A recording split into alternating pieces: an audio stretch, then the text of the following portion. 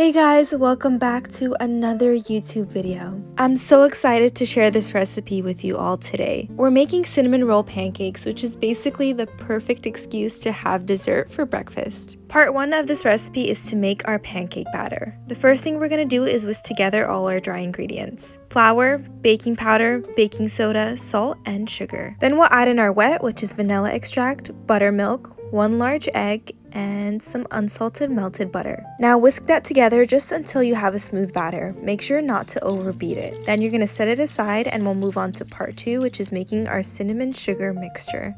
To a small bowl, add some more unsalted melted butter, some brown sugar, white sugar, and of course our cinnamon. You want it to be like a paste, very thick in consistency, because if it's too thin, it's gonna run and dissolve in your pancakes. Part 3, we're gonna make our cream cheese icing. Just beat together some butter and cream cheese and then add your maple syrup, and it's gonna look beautiful just like this. Now for the last part, it's time to cook our pancakes. You'll notice all the air bubbles in our pancake batter. That's how fluffy they're gonna turn out. Now grab a piping bag or a Ziploc bag and add your cinnamon sugar mixture into that. Now before you do anything, it's so important to make sure you heat up your pan over medium heat. Then add about 1/4 to 1/3 cup of batter for each pancake. Once you see the top of the pancake start to bubble, that's when you're going to swirl in your cinnamon sugar mixture just like this. Then flip it over and allow that cinnamon sugar to caramelize. Allow the pancake to cook through, then take it off the pan and you're going to have that beautiful cinnamon roll look just like this. Okay, now this step is very important. Before you make the next pancake, make sure to wipe down your pan really well so that the sugar doesn't burn from the last pancake that you just made. Okay, and I know these pancakes sound very tedious, but trust me when I say they're worth it. You'll just repeat this process until you are out of pancake batter. This recipe will make about 6 to 8 pancakes, depending on how big you make them. Now remember when I said it's very important to heat up your pan first? Well, here's proof.